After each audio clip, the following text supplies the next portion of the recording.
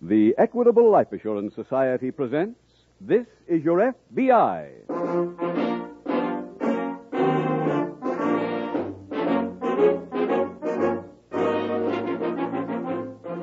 This is Your FBI, the official broadcast from the files of the Federal Bureau of Investigation.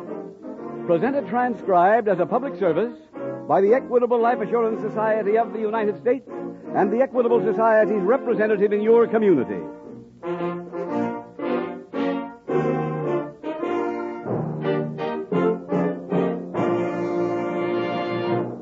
We Americans like to think of ourselves as independent-minded, self-reliant people who believe in standing on our own 2 feet. And that's exactly why over 5 million of us have become members of the Equitable Life Assurance Society of the United States. Of our own free wills, we have joined forces in the Equitable Society to provide more secure futures for ourselves and our families. It was because we like to look out for ourselves that we first decided to talk to an Equitable Society representative. In about 13 minutes, I'll have further information on the Equitable representative in your own community and the many services he offers.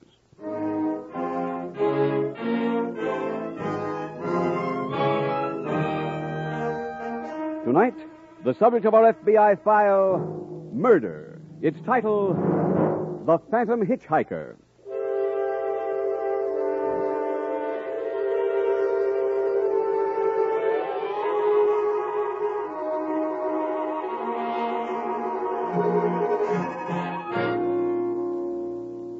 A special agent of the Federal Bureau of Investigation has something in common with a good newspaper reporter. Before writing a story, the newspaper man must find the answers to 5 questions: who, what, where, when, and how. The special agent must also know that, and more. If possible, he must also learn why the crime was committed, what weapons were used, whether or not there were accomplices, and how much was gained. It is a yardstick of their thoroughness that no case of false arrest has ever been proved against a member of your FBI. That record did not come as a result of any accident. It came because every special agent is a trained professional law enforcement officer, and also because every special agent accepts each assignment as a challenge. Last year, for example, FBI men put in more than 1 million hours of overtime with not a single penny's pay. Those facts are important to you, for they illustrate the care taken by your FBI before an arrest is made, the scrupulous care exemplified in the case you are about to hear.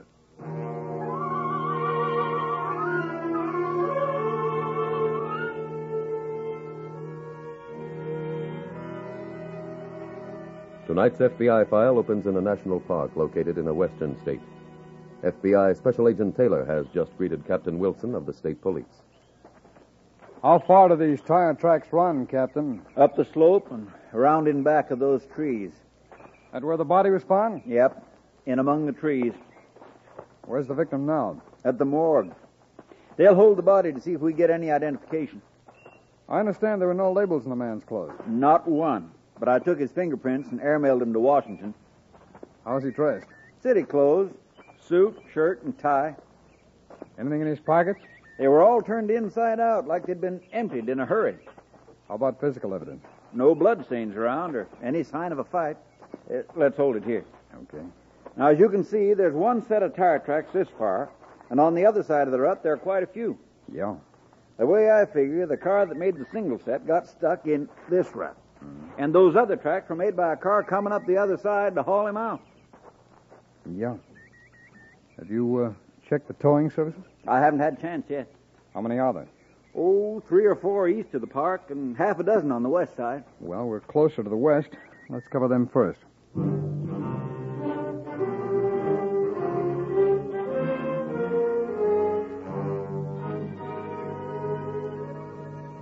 That night, in a roadside diner on the outskirts of a nearby town, an elderly woman sits in front of the cash register as a girl comes out of the kitchen. What are you eating now, Lucy? A donut. Eating, all the time eating. It's kind of slow tonight, Granny. Let's go to the movies. Not 9 o'clock yet. What difference does that make? There isn't any traffic. Lucy, Someday when I'm gone and you're running the place, you'll understand the things I've been telling you. Those extra few dollars you take in staying open late is the difference between making and losing. The car pulling in. You see what I mean? Uh-huh. Why, it's a full car, too. Oh, gee, I'm tired. I hope they just want coffee and... Oh, only one person getting out. Why, it looked for a minute like... Why, Lucy, it's Bill. Bill? I thought he was gone for good. Me too. He's dropping his gear outside. He's sure got plenty of it. Hey! Hello! Hi, everybody. Hello, Bill. How are you? Oh, How are you, my anyway? sakes, it's so good to see you. Just let me look at you. Oh, Bill, you haven't changed a bit. Well, now you've changed, Granny. You know, you're younger. Well, why didn't you bring your friends in? My friends? The folks who dropped you outside. Oh, them. They just give me a hitch. I found my way back. Well, girl, go get Bill a menu. No, not now. I just want to sit here, stretch my bones. Oh, say. Oh, boy. You've got a real nice sunburn, Bill. You're looking pretty good, too, Lucy. Young man, by rights, I ought to be mad at you. What for? The day you left, you said you'd write to me. Oh, Granny, I was so tired nights, all I could do was just bunk down and close my eyes. Did you go south like you figured? I've been all over. I picked me up a job with a combine team. We worked from Texas clean up into Canada. Oh, it must be swell going different places. Oh, Lucy, I've had my fill of traveling. You going to stay here a piece? Yeah? Figure I'll see if I can find me a little ranch. Well, they cost money. Well, now, I saved me a couple $1,000s. My sakes. Mm-hmm. Bill, you sure you don't want to eat? Well, maybe I could stand a coffee. We got some of my apple pie. Now I know I'm home. Where are you staying, Bill? I got my gear outside. Figured I'd move into my old place out back. The cabin's rented. Yeah, Huh? you got competition now, boy. Oh, Fella named George Porter. Don't think you know him. no. Well, if it'll do you any good, we can put you up for tonight. That'd be fine. Oh, but Granny, where'll he stay? In the cabin. George won't be back from Cheyenne till morning. Well, I'd sure appreciate it. Well, you get your gear and put it up there. And by the time you get back, I'll have a man-sized dinner all cooked up for you.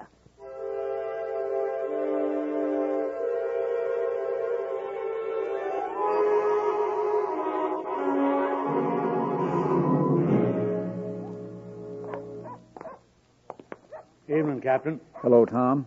Tom Knox, this is Agent Taylor of the FBI. How are you, sir? Howdy, glad to know you. Thank you. Knox, have you had any towing calls from the park today? Yeah, just got back from one. Had any earlier in the day? Yeah, 4, I think. Knox, I'd like you to take a look at this map, if you Yeah, will. sure I will. Let's see. Here we are. Right here, there's a rut almost as deep as a trench, running from some trees up here down to the highway. Yeah, I know. I pulled a car out of there about noon. What kind? It was a 51 convertible, light blue. Did you make out a ticket on the job? Yeah, I got it right here. Yeah, it's funny how this book gets into my pocket so easy and comes out so hard. Well, here we are. Any name? No, he paid cash. And by jingo, he certainly could afford it.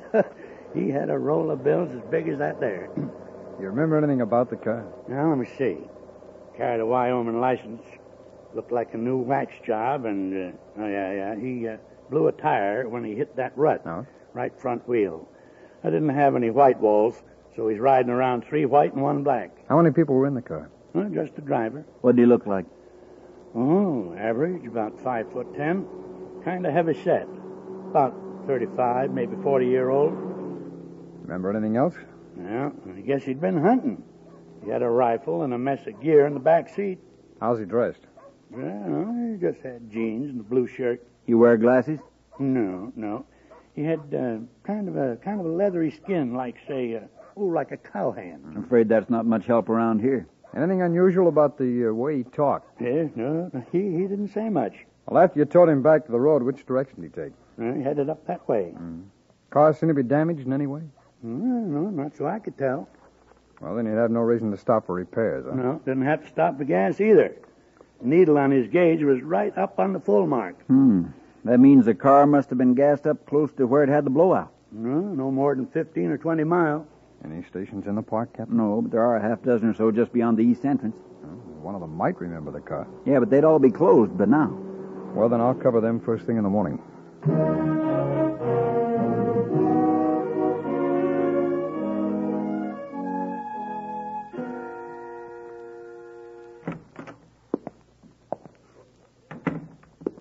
Lucy. Hi, George. Hi. How was the city? Okay, but I'm sure glad to get back. Hey, those donuts look good. Can I have a couple? Sure. And some coffee. Uh-huh. Yeah. Where's Granny? Oh, I'm right here. Ah. Well, I got the things you wanted. Well. Here's your bowl of material. Oh. Hope it's the right color. Oh, that'll make up fine. Here's the new needle for your sewing machine. Well- And the pattern book. Say thank you, Roy. Wait a minute. You got change coming. Why, you remembered everything. There. And Lucy, I got you a new movie magazine. Oh, thanks, George. Oh, Granny, look at this guy's picture on the cover. Huh? Oh, too skinny. I like a man big enough so you can't see front and back without moving. Like George here. Or Bill. Who? Oh, you mean Lucy ain't told you about her old boyfriend coming home? No. You better stay close to home from now on, or Bill Brown will steal Lucy right out from under your nose. Oh, Granny. What's he want around here? He come back to settle down. Why, George, you ain't jealous. You know, whoever gets Lucy will have to feed her. I'd be pleased to do that.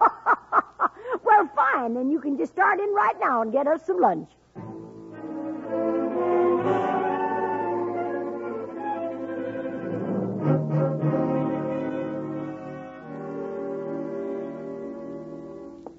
Captain, I found the gas station the dead man stopped at. Where? 7 miles the other side of the park. The attendant recognized the victim's picture. Oh, and he told me about a man who might be the killer. Who is that? A hitchhiker the car owner picked up at the station. The attendant have any idea who he was? No, he said he came down out of the hills yesterday morning, asked for permission to hang around, try and thumb a ride. Oh, and while he was waiting, he showed the attendant some trick shots. Here, these are a few of his cartridge cases. Where'd you get him? Out of the station trash can. Pardon me. Sure. Captain Wilson? Yes, that's right. You have? Near Claytonville. I see. Just a minute. Taylor. Yeah? One of my men just found the dead man's car.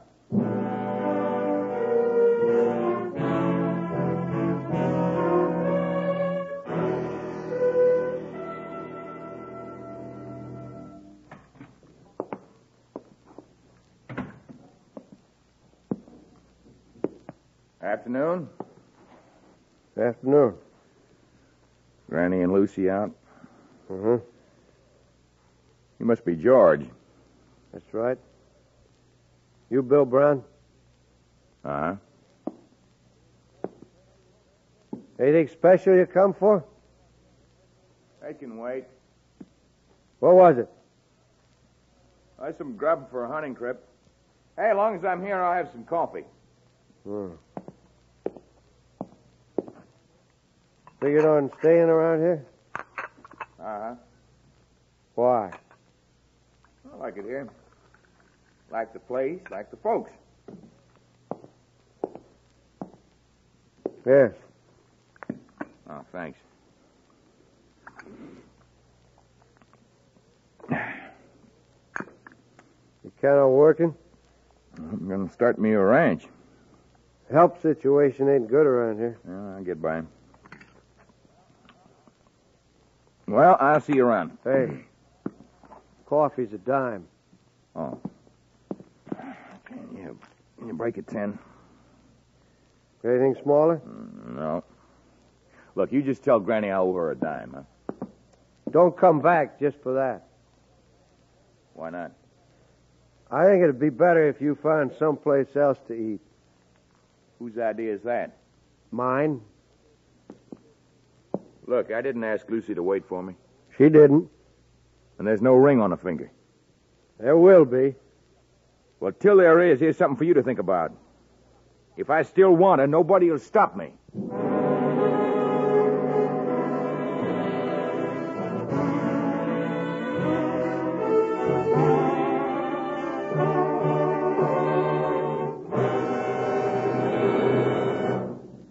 We will return shortly to tonight's exciting case from the official files of your FBI.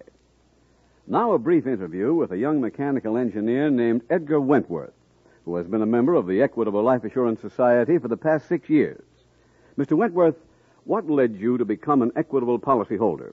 This radio program, Mr. Keating, I liked what I heard about Equitable Society services. So I looked in the phone book and got in touch with an Equitable representative. What I liked about my Equitable man, right from the start, was that he wasn't a high-pressure salesman. Far from it. Well, that's typical of the Equitable Society's agents, all 6,000 of them. They're trained to give you the facts and then let you make up your own mind. They don't want to talk you into spending more on a life insurance policy than you can afford. Their big objective is to work out a plan for you that fits both your present income and your future needs. And that's exactly what I got from my Equitable man, Mr. Keating. Well, that wasn't an accident. Special training and educational courses give Equitable Society representatives a detailed knowledge of all forms of life insurance protection. What's more, they're not only experts themselves, they can call on the services of a staff of highly trained actuaries, economists, and technicians at the Equitable Society's home office. That's my impression. My Equitable agent is part of a big team, organized to give me the right kind of life insurance protection. Last but not least, Equitable agents are hand-picked. They're the kind of men and women you're glad to welcome into your home, to sit down with you and your wife to discuss life insurance in a friendly, cooperative way. So to all members of this radio audience, we say consult your local telephone directory for the number of your local Equitable Society representative. Or write care of this station to Equitable. That's EQUITABLE. The Equitable Life Assurance Society of the United States.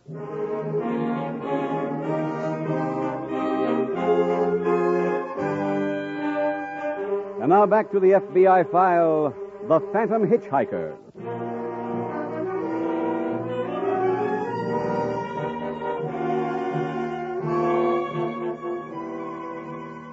Each file dramatized on this program is chosen for a specific reason. For different cases illustrate different methods by which you may help fight crime. And even more important, may help prevent crime.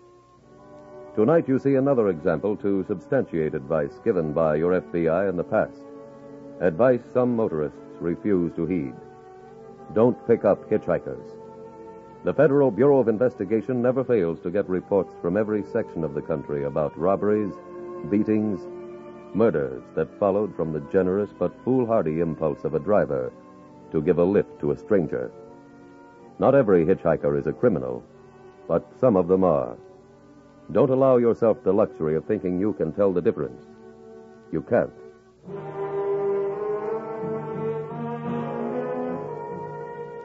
Tonight's FBI file continues later that afternoon at Captain Wilson's office. Agent Taylor has just entered. Captain, whoever abandoned the car knew enough to wipe it clean of prints. That means we still don't have much to work on. Well, here are the license and motor numbers. No, thanks. We'll get off a teletype to the Motor Vehicle Bureau. Okay. Nothing in the car that'd give you any idea who the victim was, huh? No, all I found was an empty match cover. I couldn't raise any latent prints, but the lab might. There's time to make the 5 o'clock Washington plane. Oh, good. There you are. The cover's in this envelope. I'll have a wrap. Fine. Captain, where would you buy rifle shells in Claytonville? The general store? Why? Might help to find out who buys .270 caliber ammunition. That's pretty common around here. Charlie. Yes, Captain? Got a match cover in here. Wrap it and send it to the FBI lab. Yes, sir. All right, sir. Say, these are from Granny's Diner. Yeah, but they don't say what city. Her place is near where that car was found. Oh? Let's go by the general store, Captain, then head for that diner.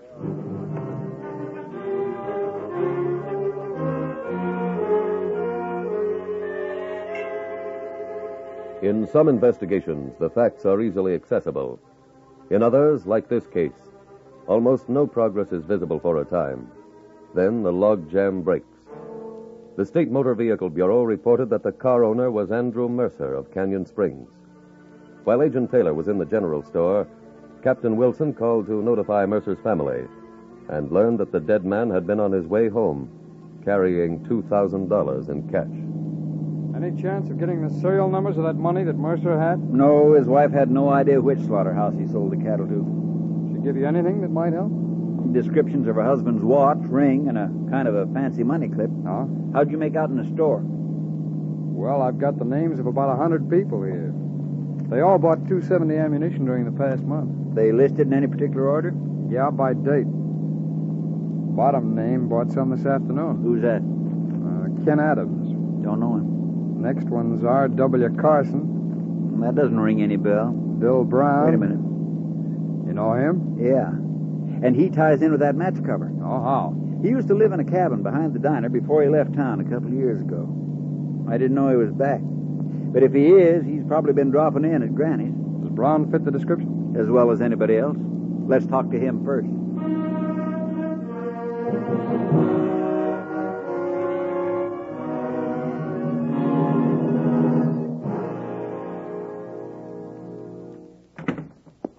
Evening, Miss Fremont. Well, hello, Captain. This is Agent Taylor of the FBI. Glad to Mrs. meet you. Fremont. Here's my granddaughter. Hello there. And this is George Porter. Hello, George.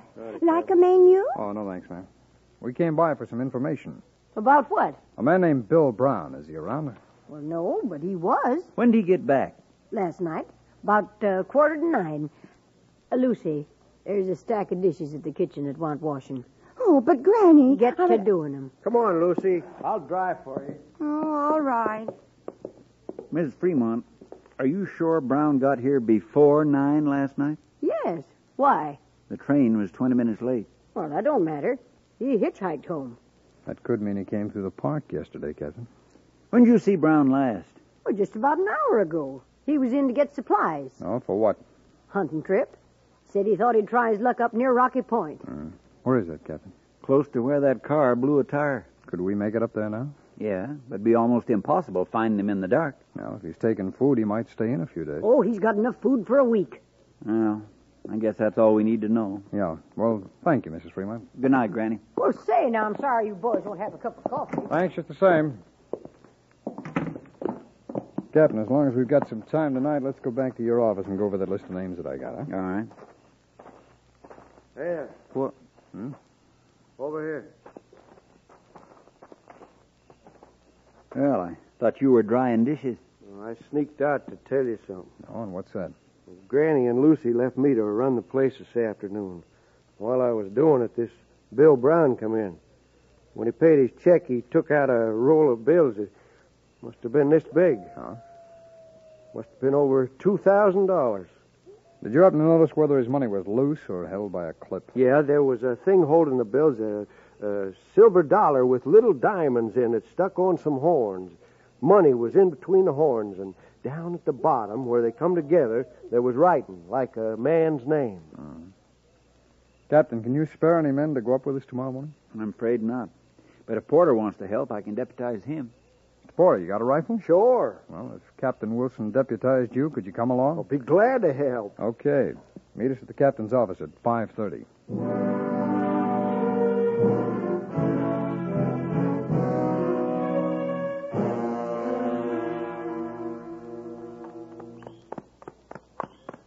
Can't see Wilson anymore. I guess he's up the other side of the trees. Here. Easy, boy, now.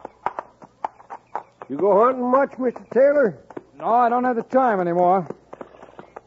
What do you hunt up here? Oh, mountain goat, elk, bear.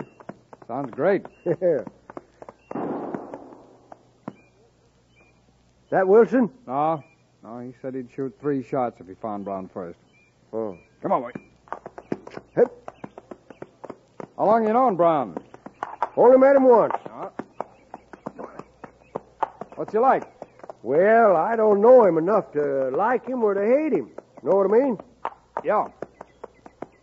Easy, boy. The only reason I'm helping is that I want to do right. Yeah, I'm sure of that. Hold on.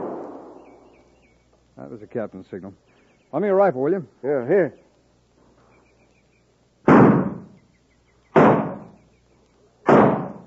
His shots come from up there in the grove. Okay, let's go.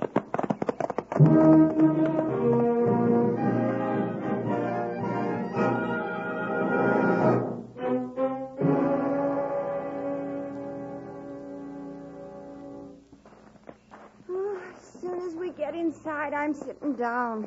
Oh, my feet are killing me. Lucy, the lights are on. Well, I didn't leave them on, Granny. Well, they're on. What? George is here.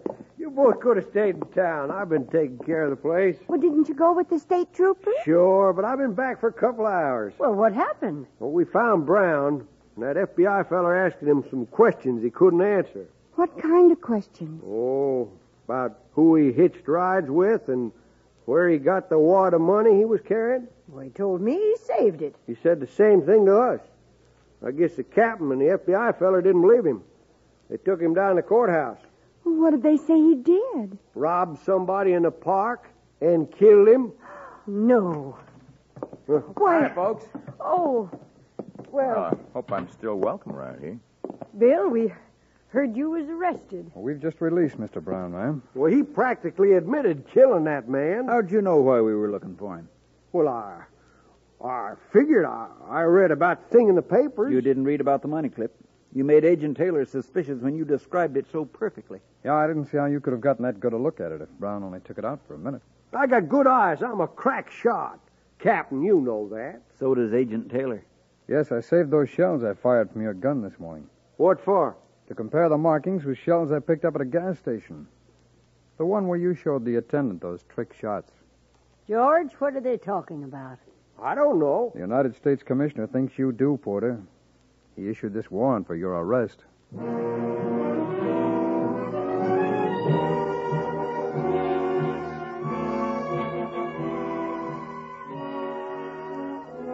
George Porter was convicted of murder on a government reservation and was sentenced to death. In tonight's case, you saw an FBI special agent, in cooperation with the state police, perform two prime functions of any law enforcement agency: apprehending the criminal and freeing from suspicion the innocently accused. Your FBI is proud of its record in both those categories. In addition to pride, there is also gratitude to the state police, the county sheriffs, and all local law enforcement agencies throughout the nation. For the Federal Bureau of Investigation gets the kind of cooperation exemplified tonight from officers everywhere. To each of them, from the lonely patrolman walking a desolate beat to the chief of police, your FBI takes this public opportunity to express sincere and grateful thanks.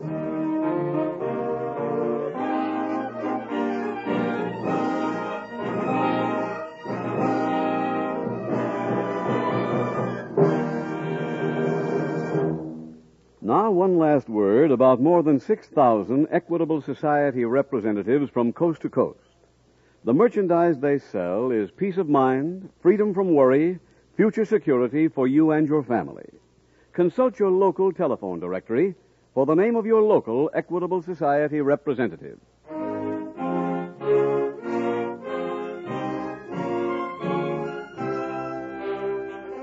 Next week, we will dramatize another case from the files of the Federal Bureau of Investigation. Its subject, extortion. Its title, The Hollywood Shakedown.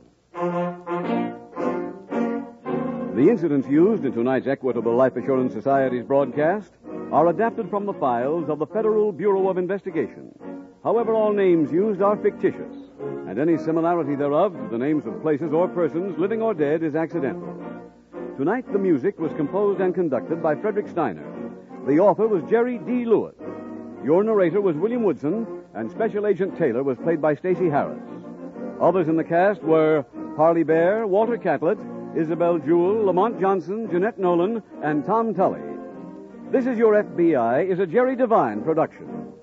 This is Larry Keating speaking for the Equitable Life Assurance Society of the United States and the Equitable Society's representative in your community, and inviting you to tune in again next week at this same time when the Equitable Life Assurance Society will bring you another thrilling transcribed story from the files of the Federal Bureau of Investigation.